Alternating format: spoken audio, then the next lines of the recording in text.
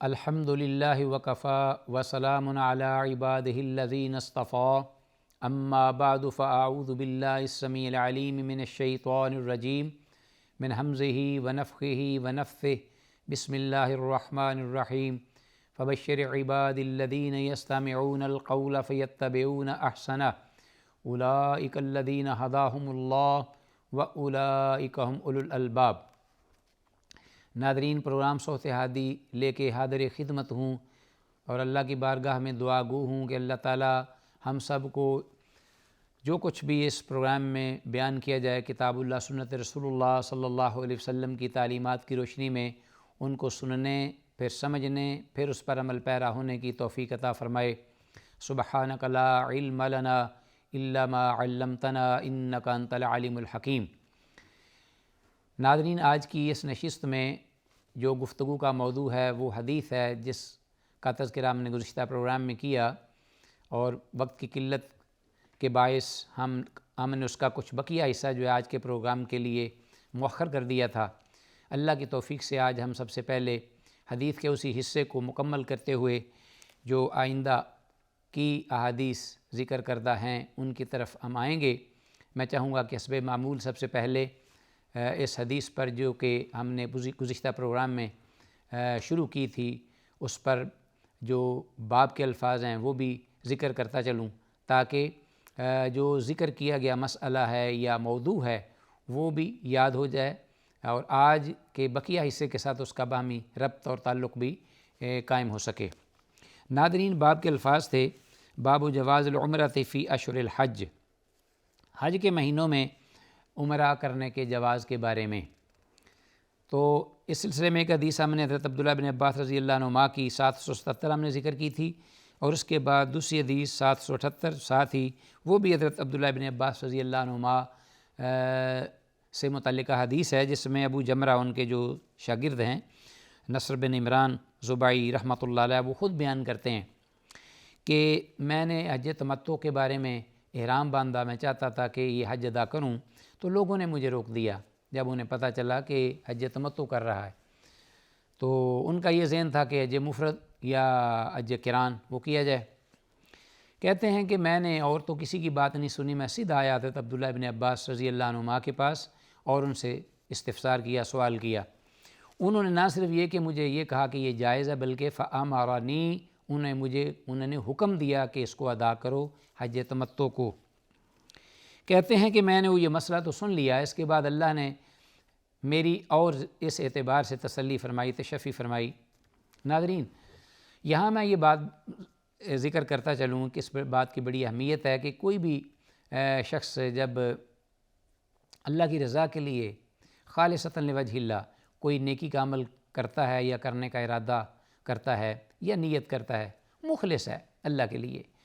تو اللہ کا ملاکمین خود اس اپنے بندے کے محافظ و پاسباں بن جاتے ہیں۔ اللہ اس کو ضائع نہیں ہونے دیتے، اور جو بھی اس کا عمل ہوتا ہے اللہ کا ملاکمین کسی نہ کسی بہانے اس کی رہنمائی فرما کر، اس کو سیدھی راہ دکھلا کر اس کو صراط مستقیم پر گامزن کرتے ہیں۔ یہ اللہ کا وعدہ ہے، والذین جاہدوا فینا لنہدینہم سبلنا وان اللہ لمع المحسنین۔ جو لوگ ہماری راہ میں محنت تگود و کوشش کرتے ہیں، ہماری راہ کے ہماری مرضی اور ہمارے خوشنودی کے لیے، رضا کے لیے، اور پھر عمل کرنا چاہتے ہیں، تو میں وہ ضرور لنہدینہم سبلنا، ہم ضرور اس کو سیدھی راہ پہ صراط مستقیم پر چلا دیتے ہیں۔ تو یہ ایک عام مسلمان کے شان بھی ہے، اور اس کی زندگی کی یہ تجربات سے بھی بات واضح ہے۔ بالکل یہی معاملہ غالباً یہ ہوا کہ انہوں نے خالصۃ لوجہ اللہ اس حج کو ادا کرنے کی نیت فرمائی، پھر حضرت عبداللہ بن عباس رضی اللہ عنہما سے مسئلہ دریافت کیا، انہوں نے جواب بھی دے دیا۔ بعد میں اللہ نے انہیں مزید اس پہ تسلی اور تشفی اس طرح فرمائی کہ کہتے ہیں کہ فَرَأَيْتُ فِي الْمَنَامِ كَأَنَّ رَجُلًا يَقُولُ لِي، میں نے سویا تو خواب میں یہ دیکھا کہ ایک صاحب ہیں، گویا کہ وہ یہ اس قسم کے الفاظ کہہ رہے ہیں، کیا کہ اقیم، انہوں نے یہ کہا ہے کہ حج مبرور و عمرۃ متقبلۃ، کہ حج آپ کا مبرور ہوا یا ہے، اور عمرہ آپ کا اللہ کی بارگاہ میں مقبول ہے۔ ناظرین، یہاں یہ بات بھی قابل ذکر ہے کہ وہ کہتے ہیں کہ اس کے بعد میں نے خواب میں دیکھا۔ اب اگر ظاہری الفاظ حدیث کے لیے جائیں تو اس کا مطلب یہ ہے کہ انہوں نے خواب میں وہ شخص دیکھا اور اس نے یہ الفاظ کہے، تو اس خواب کی بنیاد پر انہوں نے اس بات کو قبول کر لیا کہ بالکل میرا حج بھی قبول ہو گیا اور میرا عمرہ بھی ٹھیک ہے اور درست ہے، اور مجھے اور کسی سے پوچھنے کی ضرورت بھی نہیں اور نہ تھی، تو میرے لیے یہی کافی ہے۔ نہیں، یہ ہرگز نہیں بات ایسی۔ خواب جو ہیں یہ شرعی حجت نہیں ہوا کرتے، صرف اس حد تک ایک صاحب ایمان کے لیے اچھے خواب، نیک خواب، خوشخبریاں وہ ایک بشارت کے طور پہ ہوتی ہیں، انہیں بشارتیں کہا گیا ہے، یا ایک صاحب ایمان شخص کو کسی جانب رہنمائی کرنا ہو تو وہ ایک اشارہ کے طور پر خواب آ سکتے ہیں، آتے ہیں، تو ان کی حقیقت بھی ہے۔ لیکن یہ کہ ان خوابوں کو دیکھ کر بیداری میں ان خوابوں کی بنیاد پر کوئی فیصلہ کرنا یا اس پر عمل درآمد کرنا اور پھر یہ سوچنا کہ اس پر مجھے ثواب اور اجر ملے گا اور یہ دین کا حصہ ہے یا یہ دینی مسئلہ ہے، حکم شرعی بن گیا ہے، تو یہ ہرگز درست اور صحیح نہیں ہے۔ لیکن چونکہ یہاں جو معاملہ ہے وہ یہ ہے کہ انہوں نے اس خواب کی بنیاد پر اس حج کو ادا نہیں کیا اور نہ یہ سمجھا کہ یہ میرا حج مقبول اور عمرہ جو ہے وہ مبرور ہے، عمرہ مقبول ہے، بلکہ اصل جو فتویٰ تھا حضرت عبداللہ بن عباس رضی اللہ عنہما کا، وہ اصل بنیاد تھا۔ تو اسی بنیاد پر ایک جب انہوں نے فیصلہ کیا اور عمل کیا تو اللہ نے اپنے فضل اور کرم سے اپنے بندے کو مزید خوشخبری سے نوازا اور یہ ایک نوید سنا دی، رہنمائی فرما دی، تو اس سے ان کا دل خوش ہوا، کیونکہ جو سچے اور صحیح خواب ہوتے ہیں اس سے صاحب ایمان سکون پکڑتا ہے، قرار پکڑتا ہے، بالکل بیانی ایسے ہی جیسے کہ حالت بیداری میں جب صاحب ایمان کوئی نیکی کا عمل کرتا ہے یا اچھا عمل اس سے ہو جاتا ہے تو اس کا دل مطمئن ہوتا ہے، وہ ایک ایسی خوشی محسوس کرتا ہے، سکون اور اطمینان کے جو وہ بیان خود بھی نہیں کر سکتا، اور اس کو یہ سمجھ نہیں آ رہی ہوتی کہ یہ کس قسم کی خوشی، سکون اور راحت ہے۔ اللہ اس کے دل میں، دماغ میں وہ سکینت اور اطمینان کی لہر اٹھاتے پیدا کرتے ہیں، جیسا کہ حدیث میں ہے کہ وہ ساتھی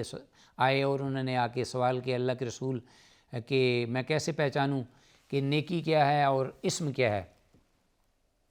تو آپ صلی اللہ علیہ وسلم نے فرمایا البر حسن الخلق، نیکی تو اچھی عادات ہیں، کوئی بھی اچھی آپ عمل یا کام، بلائی کا، بہتری کا، خیر کا، لیکن والاثم ما حاک فی صدرک، گناہ وہ ہے جو تیرے دل میں کھٹکے، وَكَرِهْتَ أَن يَطَّلِعَ عَلَيْهِ النَّاسُ، اور تو ناپسند جانے کے لوگ اس پر مطلع ہوں، یا وہ ایک بعض الفاظ یہ بھی ہیں حدیث میں کہ جو تیرے دل کو چین نہ لینے دے اور دل تیرا مضطرب رہے، وہ گناہ ہے۔ تو اس کے بالکل برعکس جو ایمان ہے، نیکی ہے، اس کے کرنے سے اللہ اس کے دل پہ سکونت نازل کرتے ہیں۔ هُوَ الَّذِي أَنزَلَ السَّكِينَةَ فِي قُلُوبِ الْمُؤْمِنِينَ لِيَزْدَادُوا إِيمَانًا مَعَ إِيمَانِهِمْ، کہ اہل ایمان جو ہیں ان کے دل پہ اللہ ایک ایسی انویزیبل، جو کہ انسان دیکھ نہیں رہا ہوتا لیکن محسوس کر رہا ہوتا ہے، ایک سکینت، اطمینان کی لہر اس کے رگ رگ میں، ریشے ریشے میں دوڑتی ہے اور مطمئن ہو جاتا ہے۔ تو اگر کوئی خواب صاحب ایمان دیکھتا ہے اور بیداری میں اس کی حالت یہ ہوتی ہے کہ انجانی خوشی محسوس کرتا ہے، تراوت محسوس کرتا ہے، سکون محسوس کرتا ہے، اور پھر یہ ہے کہ ایک عجیب قسم کا اس کو اطمینان ہوتا ہے دلی، تو سمجھ لے کہ یہ اللہ کی طرف سے بشارت ہے، اچھا خواب۔ تو رسول اللہ صلی اللہ علیہ وسلم نے یہ فرمایا تھا کہ انقطع الوحی وبقیت المبشرات، وہی تو ختم ہو جائے گی، وہی ختم ہو جائے گی، یعنی جب میں اس دنیا سے چلا جاؤں گا، لیکن مبشرات جو ہیں وہ باقی رہ جائیں گی۔ انقطع الوحی وبقیت المبشرات، مبشرات کیا ہیں؟ فقیلا یا سوئلا انہا، فقیلا ماہیا، کہا گیا کہ اللہ کے رسول وہ کیا ہیں، مبشرات کیا چیزیں؟ آپ نے فرمایا الرؤیا الصالحہ، یعنی نیک خواب، اچھے خواب، درست خواب۔ تو بعض روایات میں یہ بھی الفاظ ہیں کہ اچھے خواب نبوت کا 46واں حصہ ہیں، اس طرح کے الفاظ ہیں کہ گویا کہ ان کی حقیقت ہے، نیک خواب جو ہیں حقیقت پہ مبنی ہوتے ہیں اور ان کا کوئی مقصد اور معنی اور مفہوم ہوتا ہے۔ لیکن اہل علم، اہل فضل، اہل تقوی و ورع جو کہ اس فن میں خوابوں کی تعبیر بیان کرنے میں بڑے اپنا ماہر ہوتے ہیں یا علم میں بہت آگے ہیں، کتاب و سنت کو گہرائی تک جاننے والے، پھر اسی طرح یہ ہے کہ اپنے زہد اور تقوی میں بہت ہی آگے، ایسے علماء کے پاس جا کر کوئی خواب بیان کرتا ہے تو وہ اللہ کے فضل سے اس کی کچھ نہ کچھ توضیح اور تعبیر بیان کرتے ہیں جس کا کوئی بتانے والے کو کوئی مقصد حاصل ہوتا ہے۔ بہرحال یہاں یہ بتانا مقصود ہے کہ وہ ابو جمرہ جو ہیں نصر بن عمران ضبعی رحمہ اللہ، انہوں نے جب یہ بات بیان کی تو یہاں تک نہیں رکے، خواب جو ہے وہ آیا تو ایک آدمی کہنے والا، اس نے یہ بات کہی، الفاظ بھی وہ انہوں نے دہرا دیے جو اس آدمی نے کہے تھے، حج مبرور و عمرۃ متقبلۃ، تو فوراً آئے خواب دیکھنے کے بعد اپنے ہی استاذ محترم حضرت عبداللہ ابن عباس رضی اللہ عنہما کے پاس، جن سے انہوں نے یہ مسئلہ دریافت کیا تھا، تاکہ میں آ کے خوشی کی ایک اور بات سنا دوں جو ان کی بات کی موافقت میں ہے، توثیق میں ہے۔ تو فوراً آئے، ٹھہرے نہیں۔ فاخبرت ابن عباس رضی اللہ تعالی عنہما فقال سنت النبی صلی اللہ علیہ وسلم، فقال سنت النبی صلی اللہ علیہ وسلم، اللہ اکبر۔ تو جب یہ خواب سنا انہوں نے تو اس وقت حضرت عبداللہ ابن عباس رضی اللہ عنہما نے فوراً ہی آگے سے جواب دیا کہ یہ اللہ کے نبی صلی اللہ علیہ وسلم کی سنت ٹھہری۔ کیا؟ یہ کہ جو انہوں نے عمرہ کیا اور پھر اس کے بعد احرام کھول دیا، پھر حج کے لیے نیا احرام باندھا اور پھر پورا حج کیا، اس جسے حج تمتع کہتے ہیں۔ تو اس بارے میں انہوں نے یہ بیان فرمایا کہ یہ اللہ کے نبی صلی اللہ علیہ وسلم کی سنت طاہرہ ہے۔ تو اب ناظرین یہ بتانا ہے کہ یہ اگر سنت ہے تو کیسے سنت ہے؟ اللہ کے رسول صلی اللہ علیہ وسلم نے از خود تو اپنی زندگی میں حج ایک ہی بار ادا فرمایا اور حجۃ الوداع کا موقع تھا وہ، اور اسی میں وہ آپ نے حج قران کیا، جیسا کہ ہم نے بارہا احادیث میں پڑھا بھی، ذکر بھی کیا، ذکر سنا بھی۔ صحابہ اکرام رضوان اللہ علیہم اجمعین کو آپ نے حکم دیا کہ اپنے ساتھ جو قربانی لانے والے ہیں وہ ایک دو چند ایک تھے،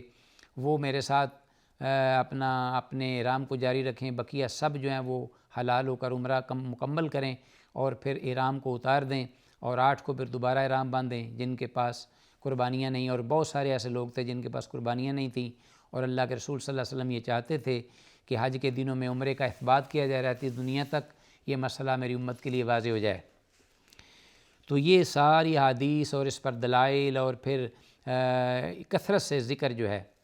یہ اس بات کی بین دلیل ہے کہ رسول اللہ صلی اللہ علیہ وسلم نے از خود تو عمرہ نہیں کیا، لیکن آپ نے حکم دیا صحابہ کو یہ کرنے کا۔ تو ناظرین سنت جو ہے وہ صرف معصور نہیں آپ کے ذاتی عمل میں، سنت معصور ہے۔ سنت جب ہم کہا جاتا ہے، لفظ سنت کا طریقہ پیغمبر پاک صلی اللہ علیہ وسلم کا، من قول او فعل او تقریر، یا آپ کا کوئی قول ہو جو آپ نے بات ارشاد فرمائی، یا آپ کا کوئی فعل جو آپ نے عمل کیا صحابہ کے سامنے، یا تقریر، یہاں تک کہ تقریر جو ہے وہ کہ ایسا عمل جو آپ کے عدم موجودگی میں ہوا، آپ کو خبر دی گئی تو آپ نے اس پر نکیر نہیں فرمائی، آپ نے اس سے روکا نہیں، یا آپ کی موجودگی میں ہوا اور آپ صلی اللہ علیہ وسلم خاموش رہے، تو یہ بھی سب دین میں حجت اور سنت کے ہی مترادف ہیں، ساری چیزیں اور سنت کے حکم میں ہیں۔ تو اس اعتبار سے قرآن مجید میں بھی یہ ذکر ہوا ہے، کیونکہ اطاعت اور اتباع یہ دو ذکر ہوئے ہیں، فاتبعونی واطیعوا امری۔ تو اتباع جو ہے وہ اور اطاعت اللہ کے نبی کی ہوگی، اتباع اس میں قول اور فعل دونوں کا ذکر ہے، اس لیے کہ اتباع جو ہوتی ہے وہ ہوتی ہے عمل کی، اور اطاعت ہوتی ہے قول کی۔ جو آپ صلی اللہ علیہ وسلم نے فرمایا کہ یہ کرو اور ہم آپ مانتے ہیں، یہ اطاعت ہے۔ اللہ نے جو فرمایا اطیعوا اللہ، اللہ کی اطاعت کرو، اللہ نے جو حکم دیا اس کو بجا لانا، یہ اطاعت ہے۔ اللہ کے پیغمبر نے جو حکم دیا اس کو بجا لانا، یہ اطاعت ہے۔ اور اللہ کے نبی نے جو کیا وہ دیکھ کر اس کو بجا لانا، یہ اتباع ہے، یہ پیروی ہے۔ لیکن یہ پیروی اللہ کی نہیں ہو سکتی، اس لیے اللہ کی ذات کے ساتھ اتباع کا لفظ استعمال نہیں ہوا اور نہ ہی ہو سکتا ہے، اس لیے کہ اللہ کے جو افعال ہیں وہ ایک مخلوق کے بس کی بات نہیں کہ وہ اس طرح بجا لائیں۔ پیغمبر پاک صلی اللہ علیہ وسلم کو تو دیکھا فاتبعونی، میری اتباع کرو،